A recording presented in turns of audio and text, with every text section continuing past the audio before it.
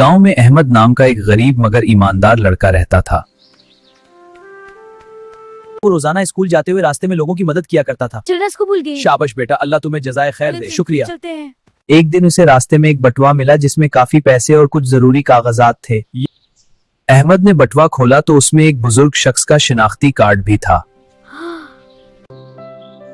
इन पैसों से मैं अपने लिए नए कपड़े और किताबें खरीद सकता हूँ।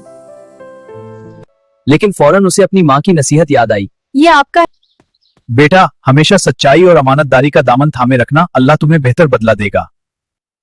अहमद सीधा इस पत्ते पर गया जो कार्ड पर लिखा था। अस्सलाम वालेकुम बुजुर्ग साहब। वालेकुम अस्सलाम बेटा। क्या हुआ?